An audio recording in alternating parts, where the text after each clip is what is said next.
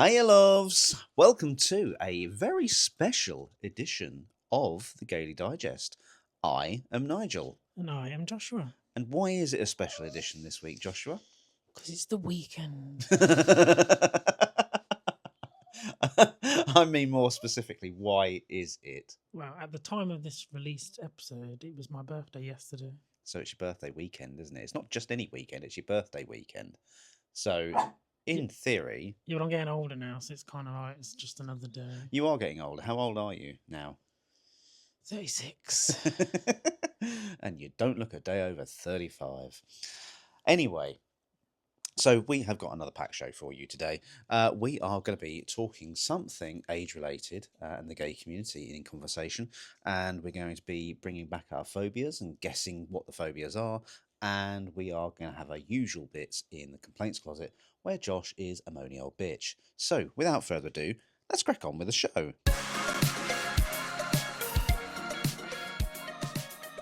Let's have a birthday chat, Josh. Could you have said that any slower? No, I couldn't really. So, it was your birthday yesterday. It's your birthday weekend. So, I haven't told you what we're going to be talking about this week, so this is kind of catching you off guard a little bit. As usual. Yeah, but what I thought about talking about this week is something that does seem to be a thing in the gay community, and you'll get what I mean when I tell you. So, what I thought I'd talk about is how age seems to be a bit of a taboo subject in the gay community. I like you're dead by 25 or something. Yeah. So, or 30 was always seen as gay death, wasn't it?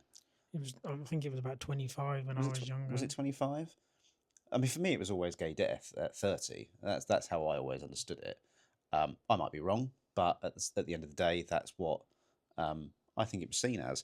And I thought it'd be interesting for us to, seeing as you've gotten another year older now and you're hurtling on that little gay highway to 40, the looks I'm getting today. So I was thinking the other day, in 14 years, I'm 50, and that terrified me. Oh, that's not that long. That's not long at all. I know. That's what I've started to have a bit of a crisis. Why did I get to have my midlife crisis? Is it about now? Well, whenever you think that your midlife would be. So probably about now. How old are you? How old are you expecting to get to?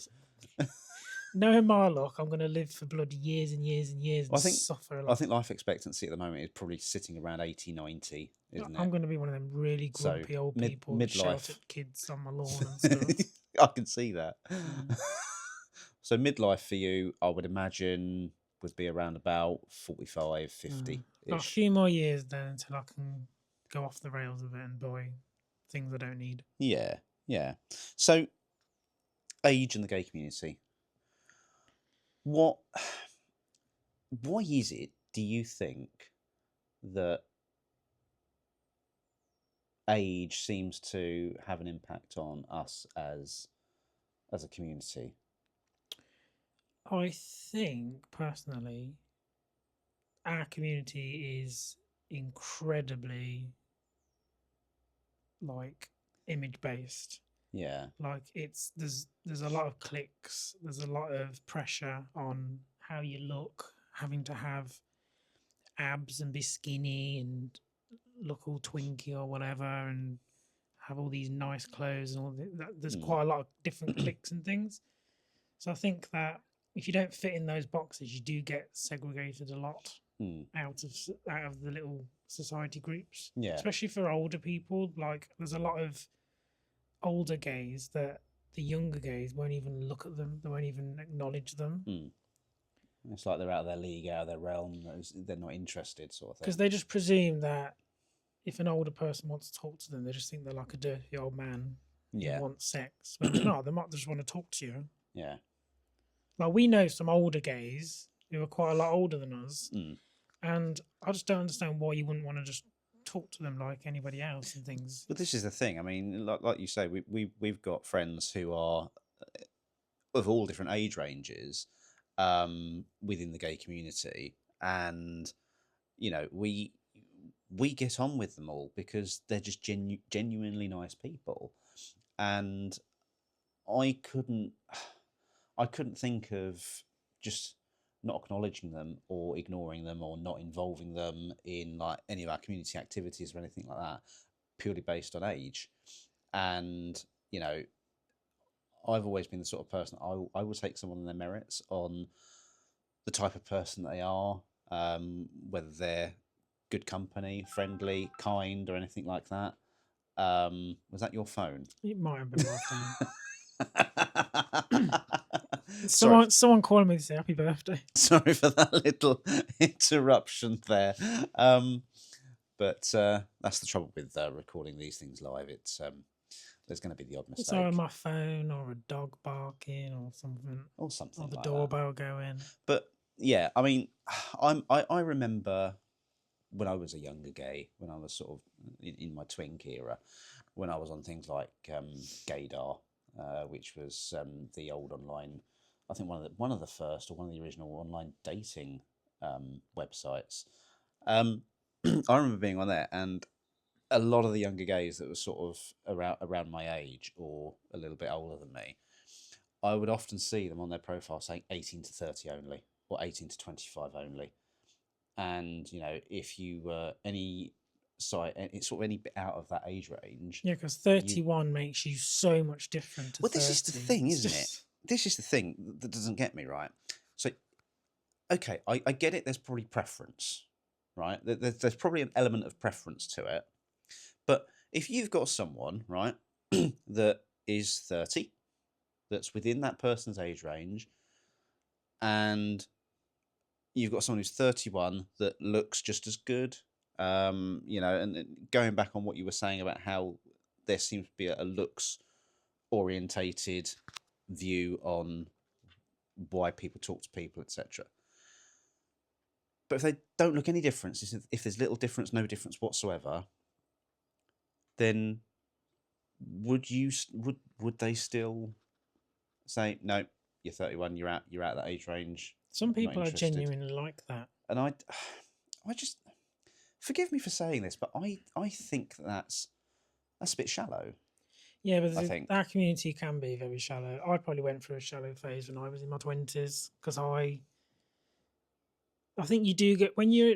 I think our community does have this thing where you do have a little part of your life where you get very up yourself. It's it's very easy to get up yourself if you're seen as moderately good looking. You can get up yourself a bit. Mm. It's almost like that naivety that you can get what you want, who you Yeah, want. because I lost a lot of weight when I was a teen, not through good means, as I've talked about before. But when I lost all that weight, I started to get a lot more attention, and I was started to constantly be complimented by the gay people that I knew and when I went out. Yeah. And that did for a while make me get a bit of an ego, like I thought I was really good and better than everybody else. But then also I had a lot of internal hatred on myself. So I think I was projecting a lot onto other people, like other people had to be this perfect image in my head. Yeah.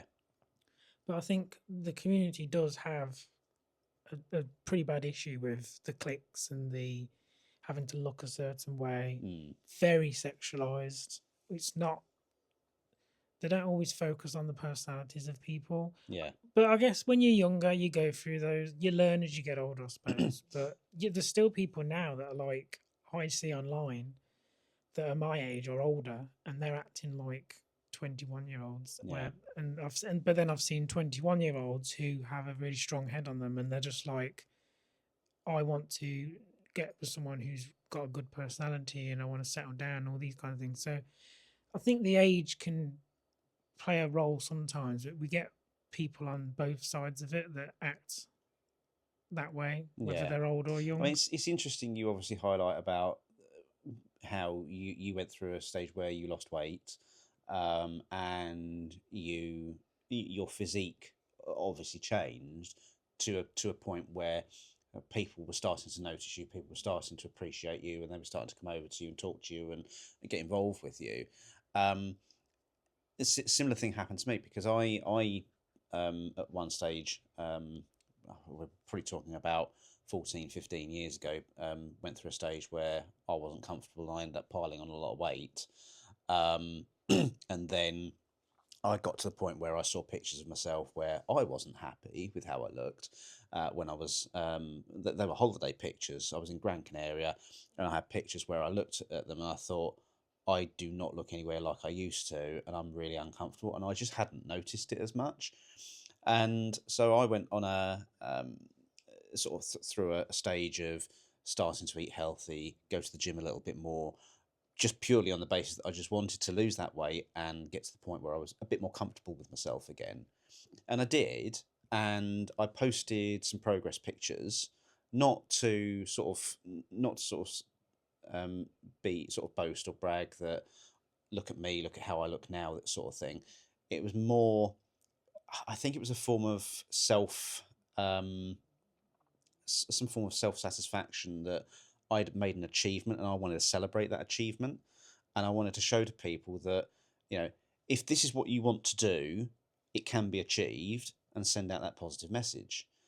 And I think it took me a good 6, 7, 8 months to gradually lose the weight and start to tone up a little bit more, and sort of maintaining that consistency. And then I started to get messages from people that I'd known as friends or I'd known from going out on nights out and stuff like that that never really paid me any attention.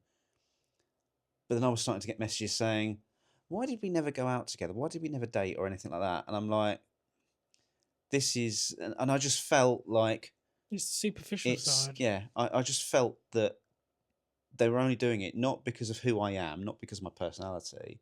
They were doing it because I had changed how I looked, and I was seen as good looking. I was seen as attractive. I was seen as the type of gay that everyone swarms around.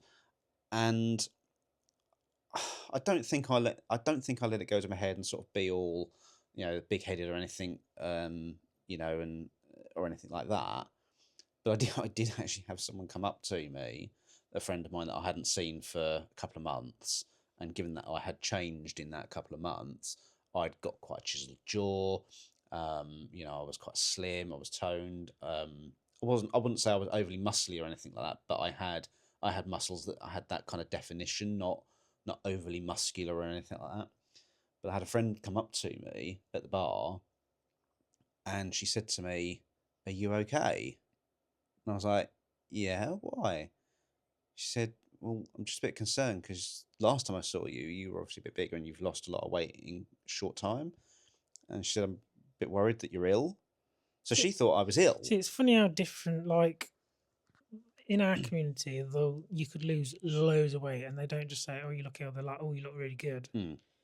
But then when you're outside of that bubble, their view is like, "Oh, are you okay?" Well, You know what I you mean? say that this was a gay bar and it was a lesbian friend of mine. Yeah, I meant But like yeah, she's not attracted to you, is yeah, she? So I meant like gays that are attracted to you, they they're gonna always say that you look good. mm, And to be honest, it doesn't really matter on your age. I think if you look a certain way, they'll still like you. yeah, So I think it's more so how you look completely, because mm, I know older gays that literally their bodies are like bloody Greek gods. They've got like six packs and mm. everything, and then they have all the young ones fawning over them. So I do think it's more based on how you look, but I think age does seems to be an excuse for if you don't look good enough. They'll Hmm. just say you're too old for me rather than you're not how I Do you look. think that's what it is, or do you think there's still an element I think of there is an element of ageism. because and the reason I say that is because if you look at heterosexual relationships, for example, um, and this is something I was thinking about when I was sort of coming up with this topic to talk about. So if we go slightly off tangent a little bit, but still sort of around the age thing, right? So you've got heterosexual relationships where you've got relationships between two parties that are a man and a woman, and there is an age gap of, say, 5, 10, 15, 20 years, whatever. There is an age gap, okay? Now, in heterosexual relationships, it never seems to be overly taboo unless it's an older man with a younger woman. But if it's younger man with an older woman, it's almost like, get in there, my son, sort of thing, you know? And I always feel that's a little bit, I think there's an element of misogyny there, because that whole thing of, you know, the younger guy getting the older woman and this, that, and the other. But, you know, and if it's an older man with a younger woman, there's always, I think there's the element of suspicion of what's their agenda, what do they want. But if they're consenting adults and there is no agenda, then fair play to them. You know, if they're happy, they're in the relationship, and there's no concerns, nothing like that, then fair play. But then you've got same-sex relationships, particularly gay men, I find, where you've got an older man with a younger man, and instantly he's a paedophile. Yeah, a predator every or time. He's a predator. It's concerning. And I'm going to use an example here, and it's Russell T Davies, because he's now with, I believe his name's Oliver Cole, who's a younger gay man, and I think I can't remember exactly how old he is, but I think he's in his early 20s, and Russell T Davies is in his 60s. You know, and instantly, there was a lot of backlash on social media from particularly the Doctor Who fandom, not particularly the gay fandom, but the straight fandom in in Doctor Who fandom, obviously because he's the current showrunner of Doctor Who. But it was people that were using it as an opportunity to have a pop at him. And I think these are the same people that haven't been happy with how the second Russell T Davies era has gone. So they've been very negative about it, and like you say, making comments about, oh, he must be a predator, he must be this, he must be that. You know, it's a bit concerning, it's a bit weird, it's a bit sordid, and it's like these are the kind of same guys that if that younger man was with an older woman, their viewpoint would be completely different. It'd be like, yeah, get in there, my son, sort of thing. You know, the whole misogyny coming out, and I just think there's an element there of, I want to say there's an element of homophobia there, in how the difference between the two types of relationships are perceived.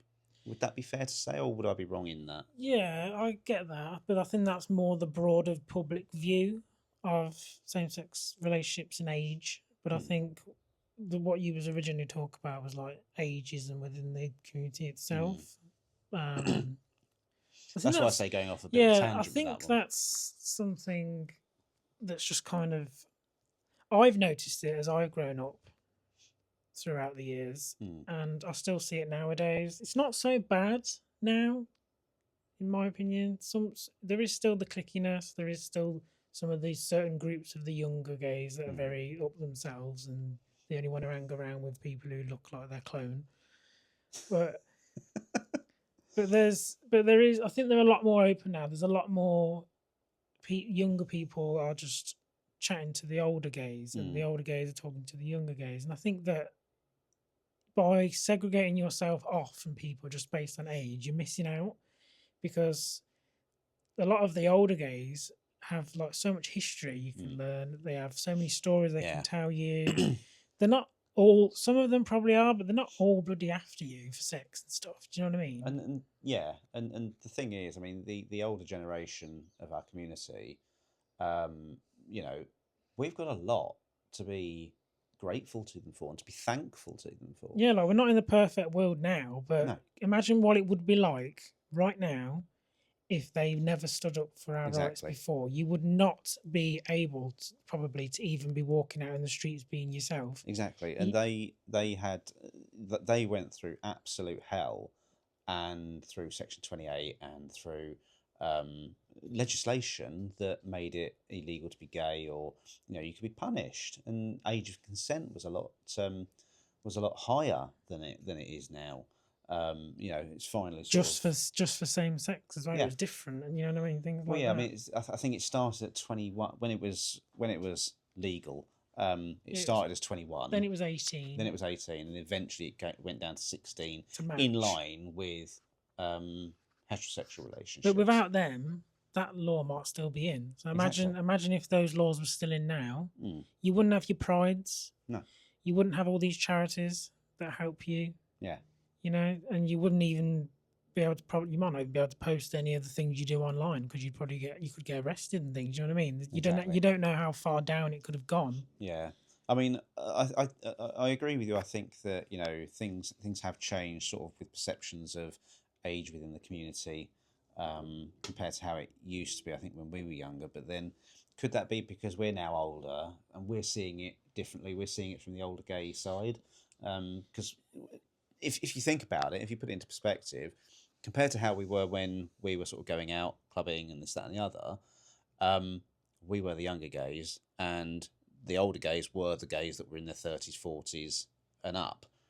And we're obviously now in that bracket. But like I said, I feel like I did when I was like early 20s. I feel like I did go through a phase of like being up myself a little bit.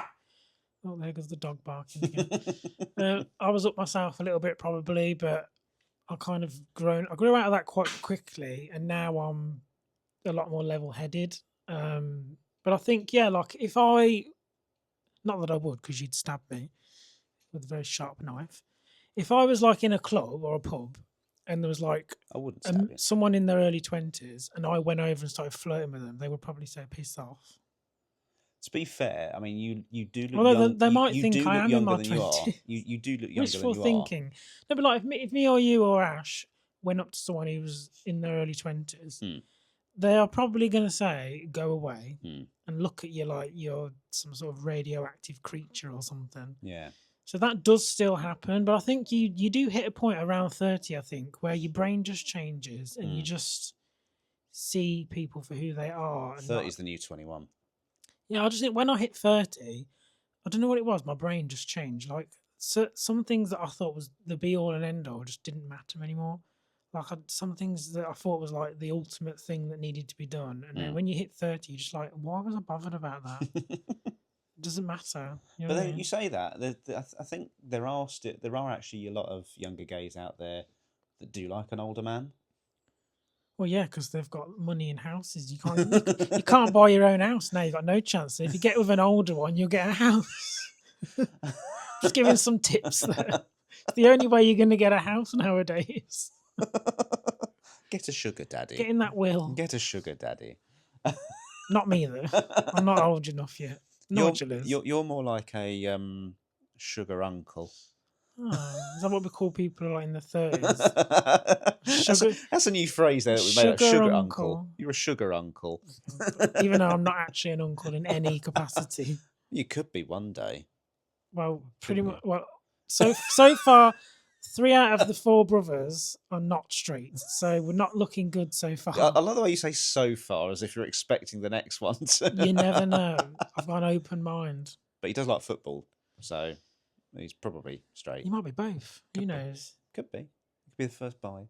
No, I do have a bi brother, but he's with a bloke. So that makes sense. So yeah, I'm not an uncle, I'm afraid, but I'll just be a sugar uncle in the terms of sugar uncle. Although I'm not spending my money on anyone else, I'm spending it on myself. So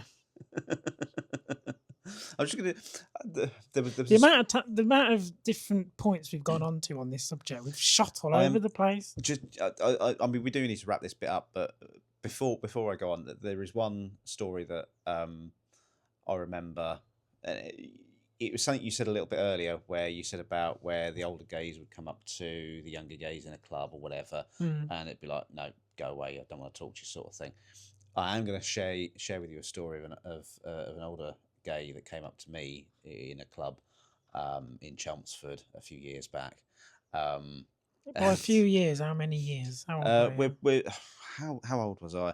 I was in my 20s. I was easily in my 20s. That's a bit more than a few years, Nigel. It's a few decades, Nigel. Fuck off. That is literally a few decades, Nigel. A few years. I'm not that old, thank you very much. Anyway, stop because stop. Anyway, so yeah, I was in this club, and I was with my mates, and there was a particular older gay that would often go there, and he'd he'd just stand at the side and just observe and just enjoy the atmosphere. That's me. And he was totally harmless, totally harmless. I think he was pretty well off, though. I think someone mentioned he actually had a yacht. That's not me. Anyway, so I remember I think my friend had gone to the toilet. So I was stood there and I thought, right, well, I'm just standing here. So I'm just got to occupy myself. So I'm just going to go on my phone and just have a check messages or whatever and have a look and just look busy and sort of concentrate in that way. So he saw this opportunity to come over and talk to me. Ooh.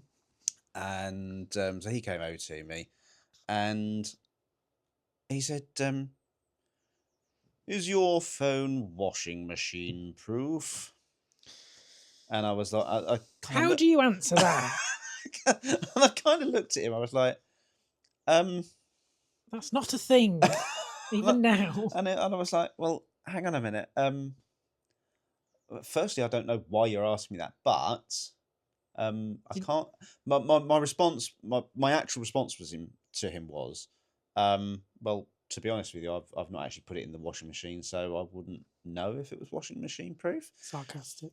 And no, I wasn't sarcastic. I was being genuine. And then he followed it up with, mine is.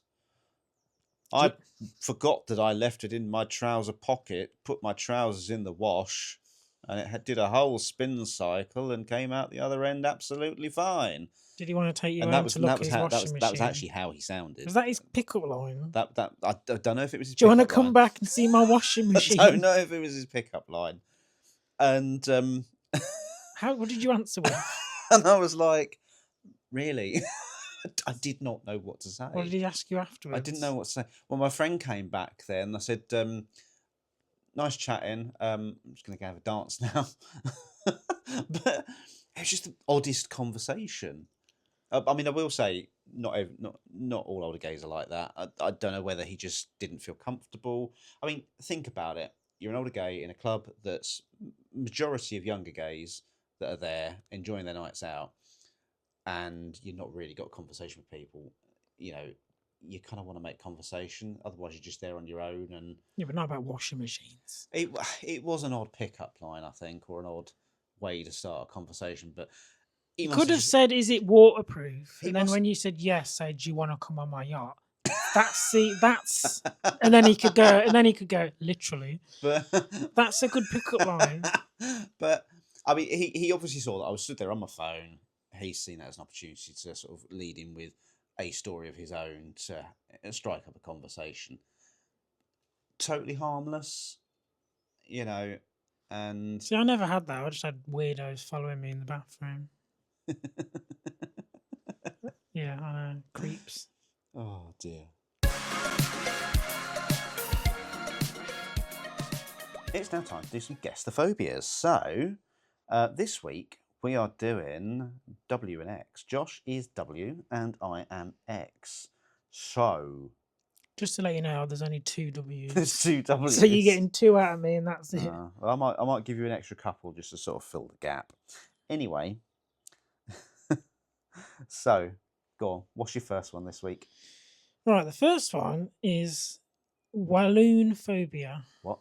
Walloon phobia. Walloon phobia. Like balloon, but walloon. Is it fear of balloons?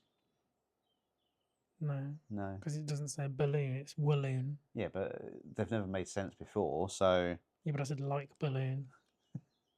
Walloonophobia. Absolutely no idea. This one's a bit racist, I think. It's a fear of the Walloons, which is an ethnic group native to Belgium. Really? So I feel like that's just racism, to be honest, rather than a phobia. Is it? It does sound it. It certainly does sound it. But if it's because fears or phobias are irrational, so there's not a lot. Why would you be scared of one specific ethnic group? That just sounds like racism. Yeah, that sounds like something the Reform voters have. No, one of mine is something that you're going to get my next one. There's no way around it. Right, so I'm going to go with an easy one for you to start with. You say that. And bear in mind, even though they start with the letter X, they're pronounced with a Z at the beginning. That helps. So, xenophobia. See, now my brain's gone funny. I read an article earlier with that as well. You must know what xenophobia I know what it is. means, but I don't know how to word it. Go on. Try. Oh God. To me, I'm trying to word it. It's like it's kind of like racism, isn't it? Yeah. So I can never know how to word it. I always just say racists, but it's like a specific hatred for a specific group of people based on their characteristics. Yeah. So xenophobia is a fear of strangers, foreigners, or unknown people. Yeah. See, I always struggled how to word it. Which is basically reform voters. Because I just say racism. So what's your next one? You're gonna know this one. Or should I do a second one? Yeah, go on, because you're gonna get it in seconds. I basically say what it is. It's a bit of a theme with these ones. I know. Right, so let's go with xenoaxophobia. Jesus Christ. Xenoaxophobia. Yep. So it's XINOAX phobia. I literally have absolutely no idea. I bet it doesn't even sound like what it is. Well, yeah. What is it? It's a fear of the letter X. Why is it not just exophobia? Exophobia. Yeah, but then that could be a fear of your ex, couldn't it? Or a fear of your ex-partner or ex-friend or whatever. I suppose. Couldn't it? Go on then. You ready for this? I don't think you'll ever get it. Wiccaphobia. Fear of Wicca? It's a fear of witches. Ah. I suppose, yeah, Wiccan. Yeah. That's literally it. Job done. Right, I'm going to do a couple more for you because this is fun. I'm not going to get any of them. Xerophobia. Xerophobia. Yep. And it's an X, it's not a Z. So xerophobia. XERO phobia. Xerophobia. I just don't even know how I would ever know. It's a fear of dryness or dry places. No one likes a dry place. That's what lube's for. Last one then. Last one. Xenoglossophobia. That actually hurt my head. Do you want me to do it again? It took me. I didn't take that in properly. Do you want me to do it again? Slower. Xenoglossophobia. Xenoglossophobia. Xenoglossophobia. See, if I knew what Zen meant, then I would get it. Think back to, so it's xeno. What does Zeno mean? Right. Well, what was xenophobia? I've already forgot. Great. Xenophobia was the fear of strangers, foreigners, or unknown people. Xenoglossophobia. Is it a fear of people covered in gloss paint? No. A fear of gloss paint? No. A fear of glossy photos? No. Forget the gloss. Think of so gloss. Ooh, a hatred of people from Gloucestershire. No. Oh. Apologies for anyone living in Gloucestershire. I bet that could be a phobia. Right, think gloss, and it does make sense if you You think just about told me not to focus on gloss. Now you're saying think of gloss. Oh, think what is gloss shorter than? That doesn't make any sense. What is happening? You're making me more confused than I were to start with. Right, think gloss, think glossary. What's a glossary? So is it like a fear of? I don't know why my brain's thinking of magazines and stuff. I don't know. Okay, so Just tell me. My head's xenoglossophobia is a fear of foreign languages. It's basically foreign words. I'd swear they could make these a lot more understandable. I have a fear of these words. Don't focus on gloss, focus on gloss. What does gloss mean? Extend gloss. Is that all of them, Nigel? There are a few more, but you've made my head I'm going to leave it at that. I feel stressed. I'm going to leave it at that. Although I do like this one, xanthophobia, which is a fear of the colour yellow. That makes no sense. Why is it not yellophobia? Yellophobia. Then you're going to say no, because then people might think it's a fear of yelling. Could be. Could be. It's now time for Josh to be a moany older bitch. It's the birthday complaints closet. Can I just note, whilst you're saying all this, I have a chihuahua sat on my shoulder. I know you're like a gay pirate. You my little pirate. I don't know if you can hear his sniffles, but he's adding to the pod today. Yeah. Josh the little gay pirate with his little gay chihuahua. Anyway, shall I have a moan? Yeah, go on, have a moan. This is your favourite part, and this is where you shine. This might make me sound a bit ungrateful, but I'm not. Now my other dog's getting jealous now. They're all interrupting the pod today. Anyway, it's a family affair. Since it's my birthday weekend, I have like an Amazon wish list that I send to my family, because otherwise they'll message me 20 times a day in the lead up to my birthday asking me what I want. Yeah. So they'll order me things on these lists, and what some of my family don't realise. God, the poodle is fully growling. Nigel needs to give him some fuss so he's quiet so I can get my moan out. No, I'm not going to give him fuss, because he's just presenting to me. He's trying to join in the complaints. He's showing his bits at me. Nothing I'm uncomfortable with that.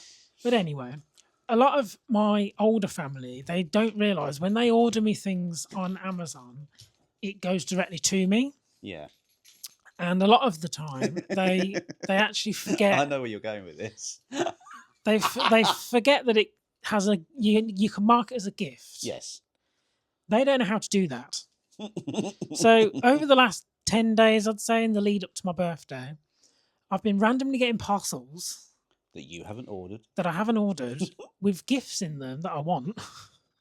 But there's no label. There's nothing in it. So I don't know who they're from. So I've just got these things that I don't know who sent them to me. So now they're either going to think that I'm really ignorant because I didn't thank them. Just put a post on social media, say thank you for my gifts, but I don't know who got them for me. Or they're going to message me saying, hope you like your present. And then I've got to have the awkwardness of saying, thanks, what was it? So then either way, I now look like an arsehole, because I either don't say thank you, or they say, did you like it? Like a week later, and I'm like, yeah, thanks. What was it? You know what I mean? They're going to be like, so memorable. What I would do? I would put a post out, because it's going to be people that your family that are on social media or on Facebook or something like that. What I would do is I would put a post out saying, I've received a number of gifts for my birthday. I'm really grateful and thank you very much for the gifts, and maybe post a picture of them and say, I would thank you personally. Unfortunately, there was no gift note with them, so I don't know who's got them. I'll probably do a post saying thank you, but I'm not going to do the picture because that goes against everything I said in the last few episodes. Where I stand by my words. Yes, that's true. But yeah, I'll just keep getting them, and I'm probably going to get more. I had one yesterday. What was it? I can't remember. Oh, I had some new Joy-Con from my Switch 2 come. Yes. And I don't know they're gorgeous. I like them. I know, but I don't know who they're from. Like, I really love them. I've wanted them for ages since they launched, but I didn't get them myself. And I want to thank whoever got them me, because they are really cool. Yeah. And one of them's green, which is my favourite colour. And I don't know who got them me. Yeah. Because they didn't bloody mark gift. At least if they just ticked gift, it would say from, and then it automatically puts their name. Yeah. But it doesn't. So all I've got is the receipt of how much they spent on it, but I don't know who bought them. But the worst thing is, because I have ordered things as well, Amazon have shipped them together. So some of the things I have ordered have been included with these gifts. So I'm even more confused. I have no idea who they're from. So if you're listening to this and you ordered me one of the things, send me a message and tell me what it was, and I'll say thank you. Then I'll say thank you. Oh, that is yeah. These dogs are really starting to distract me now. They're trying to join in with the complaints. They are trying to join in. Do you Do you think it's them that got you the gifts, and they're trying to tell you You trying to tell it me it was was from you? me? Was it you? It's from Did you me. use my credit card? That's going to be the funny thing. You're gonna find that you're quite a significant quantity of money down in your account because of. Someone's hacked my Amazon account and ordered me things with my own card. I just haven't realised.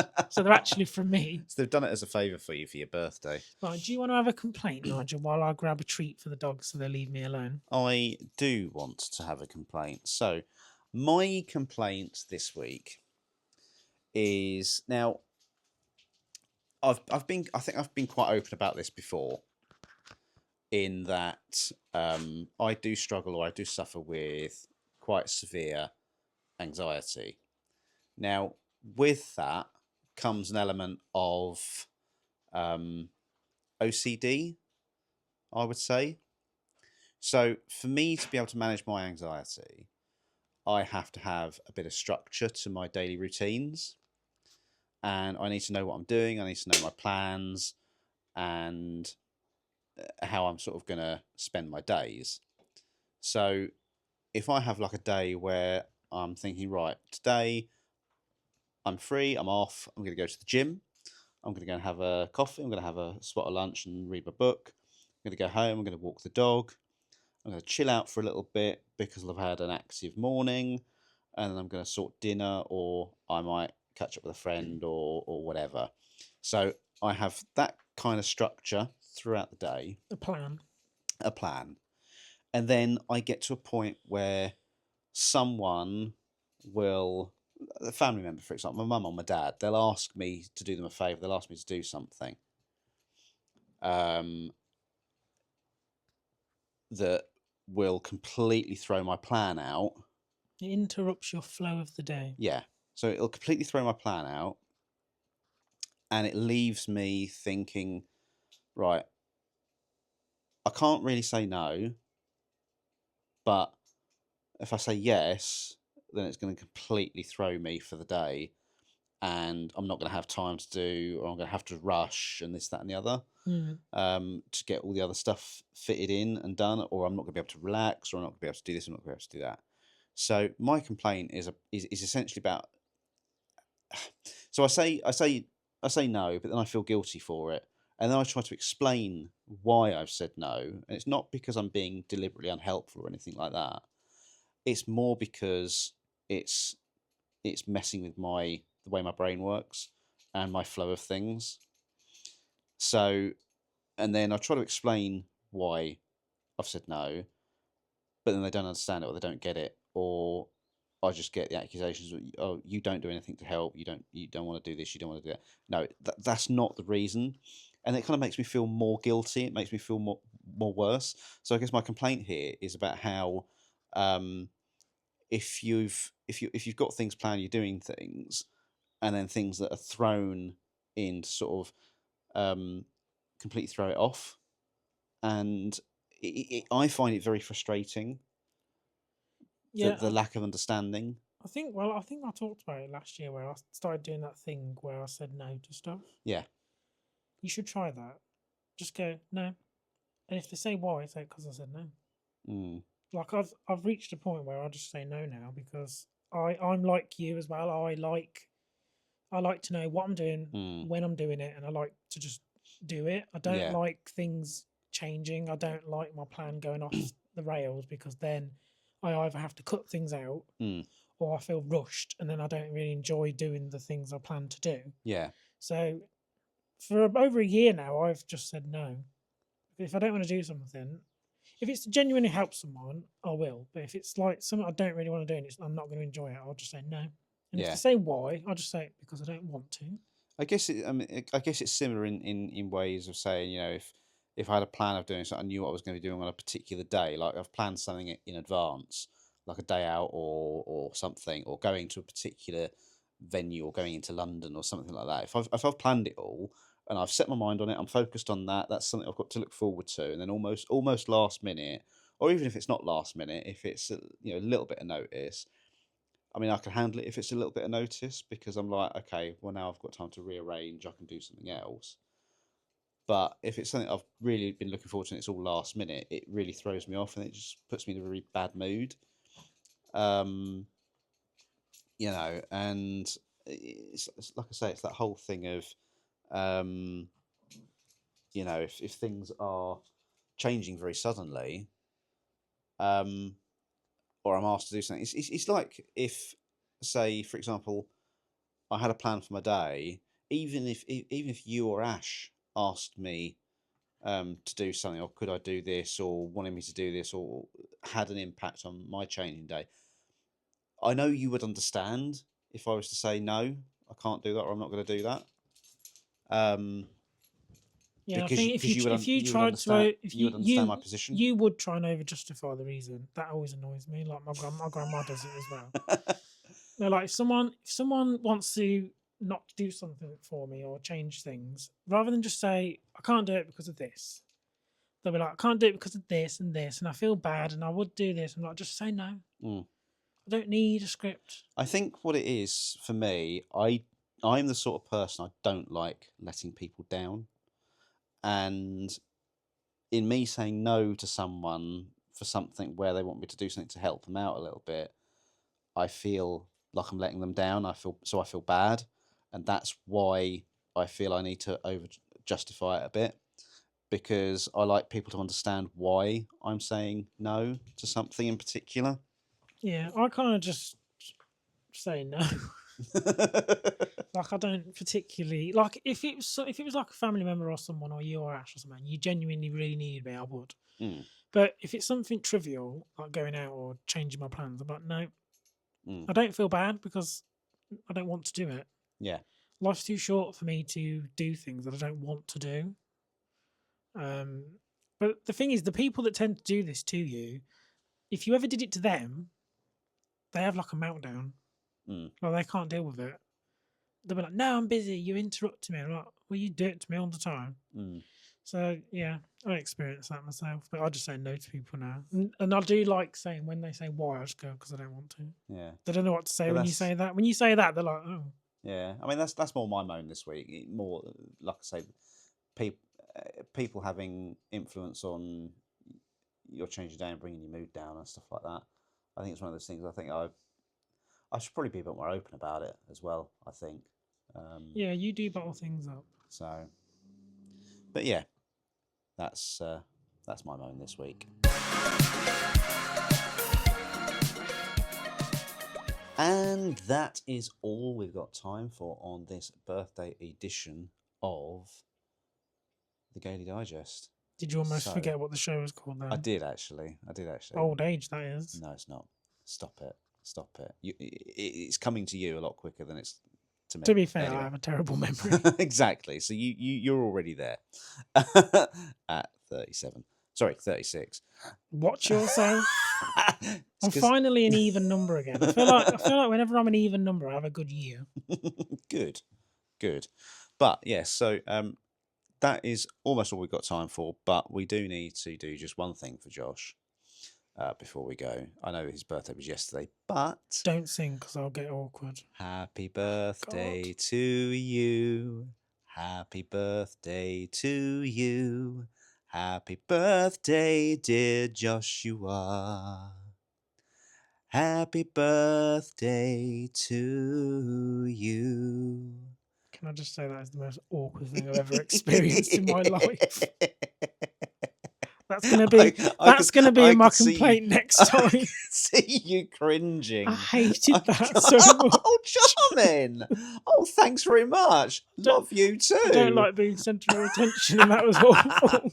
You have a lovely voice, but just don't do that again. You wait. You wait. You know what? You know what? One birthday when we're out for a meal somewhere, Don't you dare. I'm gonna get all the staff to No, stand I'll around walk you out. and sing. I'll actually get. I'm going to fake a medical episode You know what? to get out. You know what? We went just before we go. There, it's reminded me there was a meal that I went out for with friends, and it was for a friend's birthday, and I can't remember the place. Was it Frankie and Benny's or somewhere like that? But basically, it was somewhere where they have someone that comes out dressed up in a bear costume, God. and this happened, and she hates one of her fears is actually people dressed up in costumes, and so this person's come out in Couldn't be a furry. a bear costume, and she spotted them, and she's fucking legged it out of the restaurant. I would be gone. and she was being chased by this bear. Anyone walks towards me in a restaurant with a cake near my birthday, I'm off. Oh, I'm not dealing with it. It made me laugh. It made me laugh. But anyway, It was this is so the funny. outro, Nigel. So Yeah. So get on with anyway, that. thanks for joining us. We hope that you enjoyed the show as much as we've enjoyed bringing it to you. So until next time, stay safe and be happy.